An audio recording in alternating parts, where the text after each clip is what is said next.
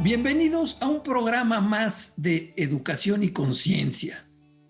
Un programa en el que hoy vamos a platicar con uno de mis coaches que quiero mucho y que nos va a hablar de coaching, nos va a hablar de educación, nos va a hablar de varios temas. Y antes de empezar, yo venía recordando esta mañana una frase que escuché la semana pasada de Tony Robbins. Tony Robbins es probablemente el coach más famoso del mundo, no necesariamente el mejor, pero sí el más famoso, el más rico. Y decía Tony que despertar el potencial de la gente para lograr un desempeño extraordinario es lo que hace un buen coach. Y hoy tenemos a un excelente coach aquí con nosotros, desde El Salvador, Miguel Ángel Miguel, también conocido como Miguel Miguel, Mike o simplemente como Coach Mike. Coach Mike, bienvenido a este programa de educación y conciencia. Bienvenido desde El Salvador. ¿Cómo estás, Muchísimas Mike? gracias. Muchas gracias, mi estimado Jorge Hanel. Igual la admiración es mutua, tú lo sabes. Gracias por esta invitación a este espacio tuyo, educación y conciencia. Me gusta el nombre, la combinación es clave para lo que se habla en cada una de las etapas en las que ahora vamos a estar viviendo. Así es. Mike, platícanos un poco de ti. Eres administrador de empresas, eres coach certificado por todas, cuentas con todas las acreditaciones y certificaciones que existan. Eres máster en programación neurolingüística. ¿Cómo fue tu camino para llegar a ser hoy Coach Mike? Qué interesante. Mira, Jorge, debo comentar que el coaching me descubrió allá por 2011.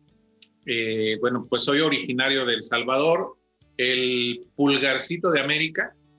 Somos pequeños en territorio, grandes en corazón, grandes en acogimiento. Se nos conoce como los mejores hosting ahora, ¿no? Como las personas que más acogemos a los turistas, los que siempre sonreímos a pesar de las dificultades. De ahí es mi origen. Soy cuarto de 6 hermanos. Y desde muy pequeño siempre trabajé. Estuve por 23 años en empresas. Empecé desde muy abajo, limpiando baños, allá por 1993. Y terminé siendo director de gestión del talento para una empresa de retail aquí en mi país. En 2011 quizás estaba ya, según yo, en la cúspide de mi carrera. Había cursado pues, ya por varios puestos. Y lo que me perfilaba era como ser un gerente general o un director general. Y en 2011 yo estaba atravesando una situación personal en la que no me encontraba. Ya nada de lo que hacía me satisfacía. En lo laboral ya había alcanzado, según yo, todo lo que podía alcanzar, todo lo que podía aprender. Y pues en mi vida personal también no me iba muy bien, en mi vida familiar, en mi vida sentimental. Y en 2011 conozco al buen Arturo Orantes, que también sé que lo conoces, al coach Arturo, y me certifico con él.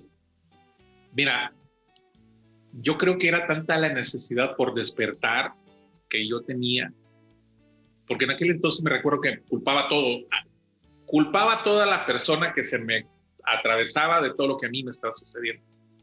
Y entonces allí en 2011, específicamente el 12 de junio, es como el encuentro conmigo mismo. Y desde allí pasé un año más en la empresa donde estaba y dejé todo para dedicarme a esto del coaching. Fue amor a primera vista. Y desde ahí he venido aprendiendo, he venido certificándome, he venido estudiando mucho de la conducta del ser humano, filosofía. Me he certificado, como bien dices, en programación neurolingüística, que es la otra herramienta que me encontró y con la que creo que tengo un vínculo muy cercano. Me encanta la programación neurolingüística porque precisamente nos ayuda a los seres humanos a estar definiendo constantemente quiénes somos, ¿no? A darle respuesta a esa pregunta. ¿Cómo es diferente? De por ahí viene mi suerte. ¿Cómo es diferente Miguel hoy de Miguel hace 9 años, cuando empezaste a estudiar y a prepararte para ser un coach? Interesante. De 2011 hacia atrás me quejaba casi de todo. Digo casi por no decir de todo. Incluso pues culpaba a mis padres, culpaba a mi país, culpaba a mi gobierno, culpaba a quien pudiese culpar de las cosas que a mí me sucedían. De 2011 para acá he aprendido que todo es un resultado y dependerá de mi compromiso. Tal como lo dijiste, Tony Robbins maneja esa frase. No son mis condiciones, sino mis decisiones las que marcan mi destino. Entonces, desde allí no ha sido fácil, porque no solo es certificarte de coach y ya se te abrió el universo, sino es venir haciendo un trabajo constante en lo que yo soy y hacia dónde me quiero dirigir. Principalmente creo que eso es. Ha sido, pues ahora sí que un estira y encoge, equivocarme y levantarme y volverlo a hacer. He descuidado mucho de eso. Eres autor de 2 libros, Mike. Atrévete a ser diferente, que fue el primer libro en El Salvador que tocaba justamente el tema de coaching, y el otro es Coach Arte. Uh-huh. La creatividad comienza con una pregunta. Así es, sí. ¿Por qué escribir? ¿Por qué dedicarle tiempo? ¿Para qué escribir? Creo que es la forma de trascender, creo que es la forma en que alguien te puede recordar más allá de lo que conscientemente crees que puede llegar. El primer libro, Atrévete a ser diferente, era parte de una de las actividades que yo estaba llevando a cabo en mi maestría de programación neurolingüística, en donde se me plantaba un reto. ¿Qué posibilidades había de establecer un objetivo perfectamente filtrado y llevarlo a cabo? Es decir, que sea realidad. Mucho se habla en nuestra profesión, mi estimado Jorge, acerca de que el coaching es vende humo, que el coaching es una herramienta que pues no es más que tomarle el pelo a la gente, ¿sí? Porque, como tú sabrás también, hay muchísimos coaches que te venden eso, que te venden un curso de motivación, un curso de salta, grita, y está bien. Pero más allá de eso, la metodología demuestra que si tú sabes establecer bien un objetivo, lo cumples. No por motivación, sino porque el propósito que estás persiguiendo te invita a hacerlo. Entonces, me planteo la interrogante de filtrar un objetivo y ahí descubro que había un libro que yo siempre había deseado escribir. Y bueno, que me pongo a escribirlo y lo escribo en 90 días. Lo escribo, lo edito y lo publico en 90 días. De allí salió Atrévete a ser diferente. Me enseñó muchísimo ese libro.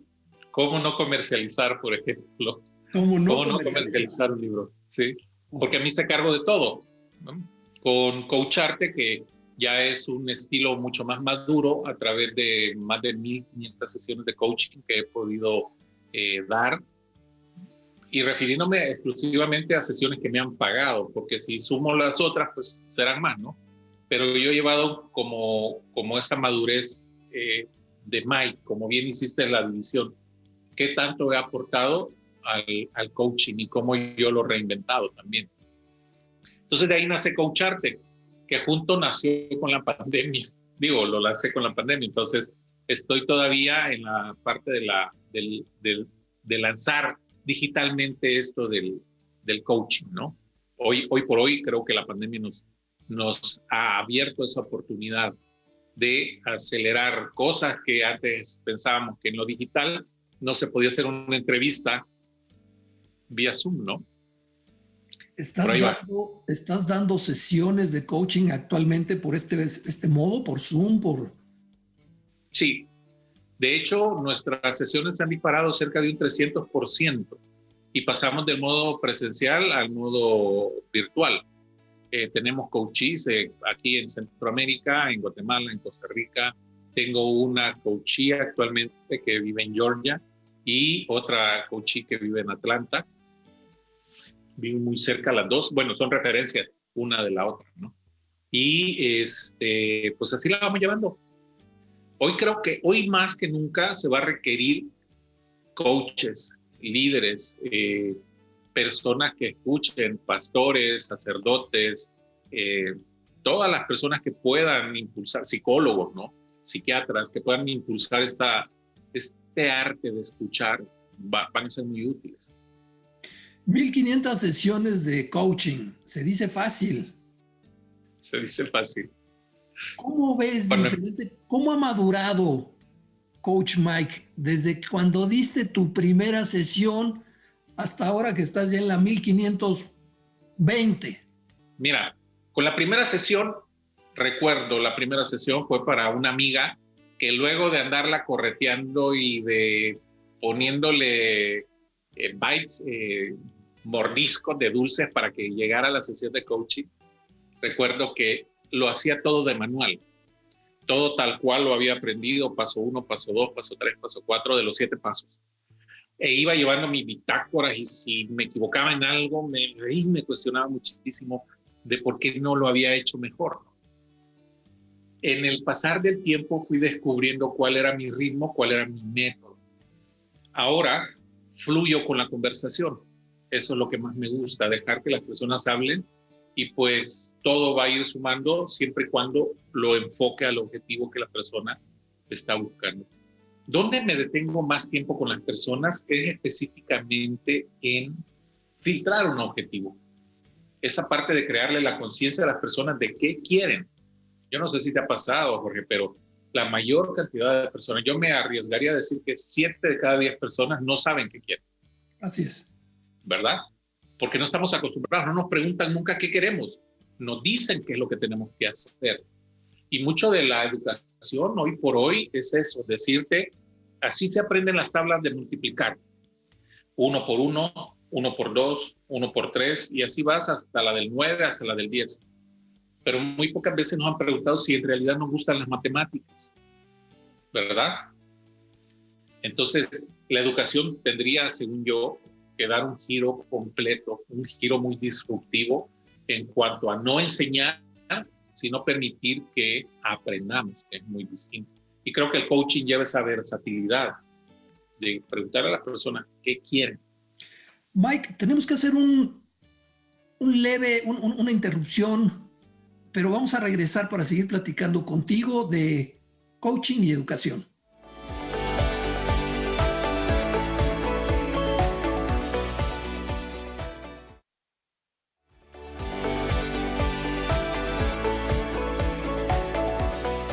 Regresamos a Educación y Conciencia. Estamos platicando el día de hoy desde El Salvador con el coach Miguel. Miguel, muchas gracias por acompañarnos y continuamos.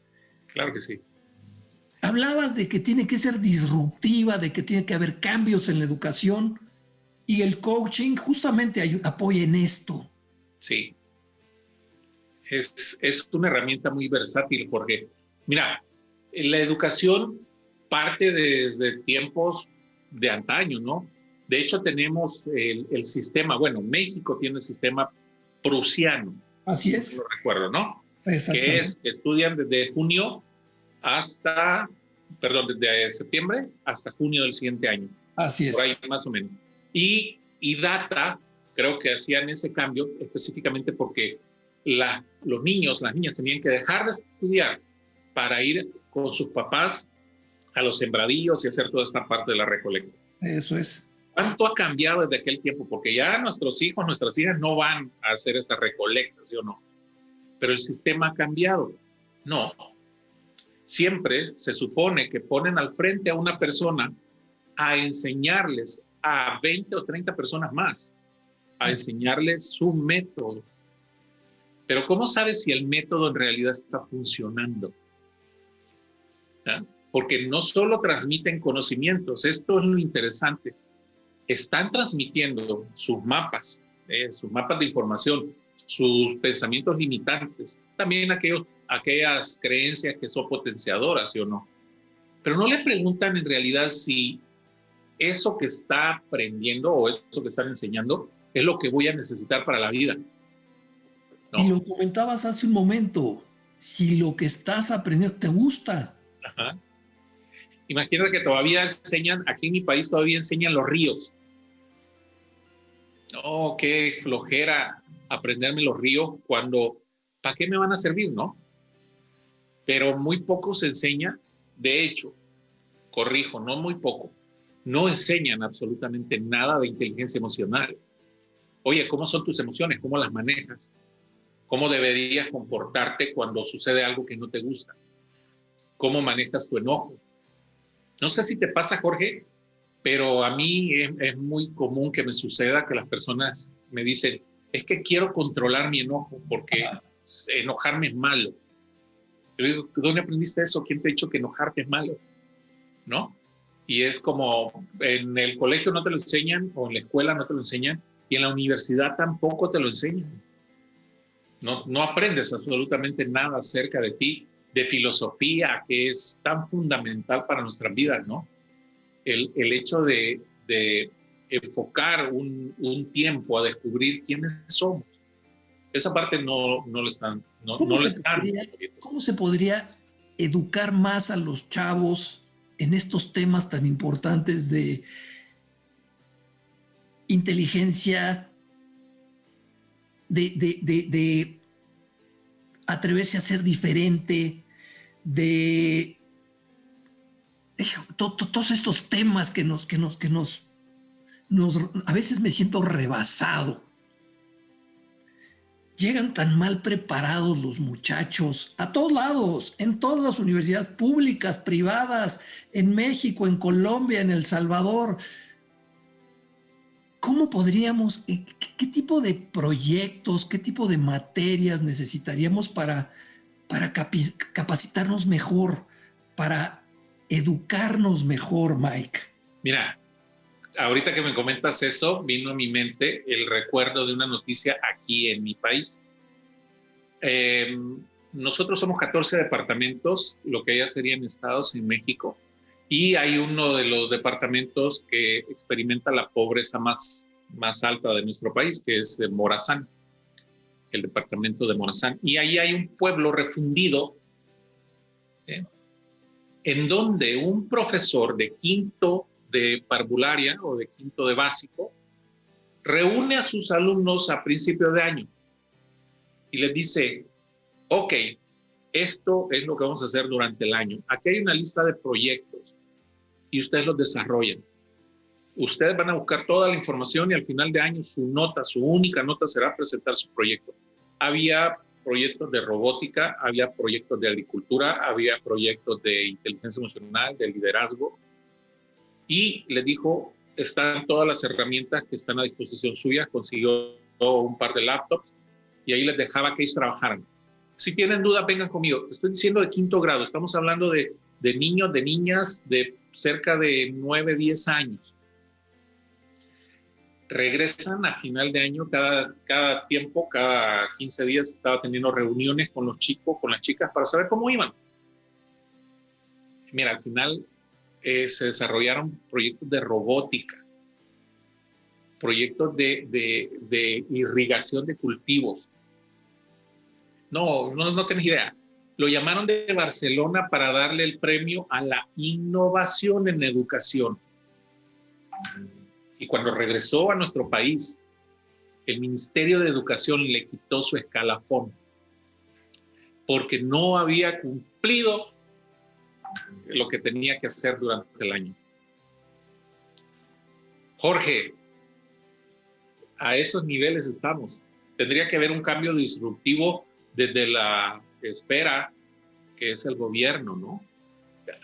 Que haya más conciencia de que no es un papel lo que define qué voy a aprender yo como ser humano.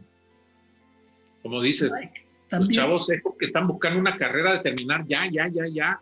¿El qué, no? Sí, Jorge. Los profesores deberíamos de volvernos más coaches, porque al final el conocimiento está en las redes, tú buscas la información, googleas y ahí está todo. Pero los chicos necesitan acompañamiento, necesitan quien los ayude a despertar ese potencial. Así como ese profesor salvadoreño. Curiosamente, aquí también en México, en una de las comunidades más pobres de San Luis Potosí, ganó el premio a la mejor escuela en medio del desierto, en medio de la nada, y lograron proyectos interesantísimos. Y tú platicas con el profesor y sin saberlo, es un coach excelente. que ha acompañado a los chavos y los ha dejado desempeñarse y han logrado resultados extraordinarios. Entonces la educación también debería de ser mucho a ese cambio de profesores por coaches, por acompañantes, por quien nos dé la mano, quien le dé la mano a los chicos y los acompañe, desde jardín de niños hasta la licenciatura. Así es, así es. Mira, es muy curioso lo que dices. Yo aquí tengo la frase de menos profesores y más maestros. Porque al final, yo te he visto en tu cátedra, Jorge, y no eres un profesor, eres un maestro. Y el maestro no necesariamente sabe todo, pero se apoya en la gente y hace algo muy interesante, escucharles. Wow, y eso, yo no conozco una persona a la que no le guste que le escuchen, que no se siente importante, ¿no? Que lo escuchen, que la escuchen. Qué diferentes seríamos. Pero no sé si en México pasa, aquí no hay ningún filtro para saber si va a ser un profesor o va a ser un maestro. Es decir, bueno, ni modo, aunque sea de maestro trabajo, es el colmo, ¿no? De la inconsciencia también. Contratar profesores para enseñar lo que crean que se debe enseñar. Ha cambiado, ¿no? Mucho nuestro mundo y hoy, post pandemia, va a cambiar muchísimo más. ¿Cómo te ha ido con la pandemia? Eres actualmente socio y director en Eleva Coaching, Sí. una empresa que acompaña directivos de empresas muy importantes en todo Centroamérica. ¿Cómo les ha ido en esto de la pandemia? Mencionabas Bueno, mira, que tienen más clientes, más coaches. Sí. No empezó así, ¿eh? Empecé la pandemia. Bueno, tengo la dicha de compartir este viaje junto a mi socio Rubén, que también lo conoces, y con mi esposa, que somos 3 socios aquí en Eleva. Y comenzó allá también en 2012, fue lo que hice de primero en un cuarto con 2 sillones viejos. Empecé este proceso que ahora se llama Eleva. Y pues la pandemia en realidad nos encerró, la cuarentena, ¿no? El presidente hubo mandato presidencial y nos encerramos. Nosotros entramos a cuarentena el 17 de marzo. Sí, Por bueno. ahí del 18 de abril, no me había caído el 20 todavía, manejé muchas situaciones personales, el encierro, yo no sé cómo te fue, Jorge, pero yo nunca había estado encerrado en mi casa y no le había encontrado sentido. Primero no estaba preparado también para lo digital, ¿no? Según yo, a mí me gusta lo digital, según yo, pero no estaba dispuesto tampoco a hacer algo. Y creo que fue hasta mediados de mayo que ya nos reunimos con Rubén vía Zoom, todo, y empezamos a planificar qué hacer, porque si iba para largo la cuarentena, al inicio no tenía esa visión yo. Y bueno, pues hoy tenemos ya un estudio de grabación, ya hemos lanzado cursos y estamos también apoyando a nuestros clientes vía virtual, sesiones. Algunos también vienen presenciales, dependerá ahí. Tenemos procesos de bioseguridad, todo el rollo.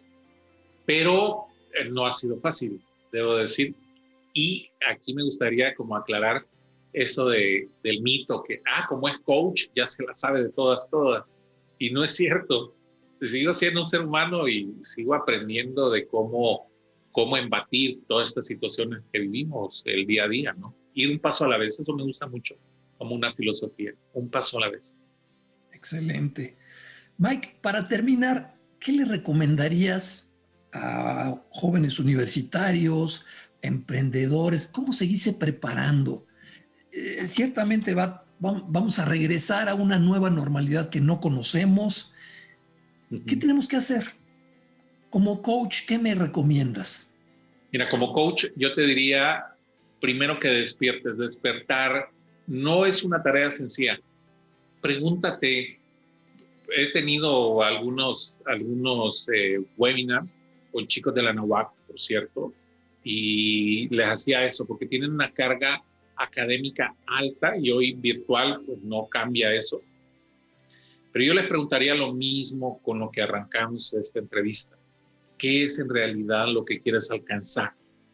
¿Qué es en realidad lo que estás buscando para qué quieres terminar tu carrera y cómo vas a aplicar lo que has aprendido en tu vida, ¿no?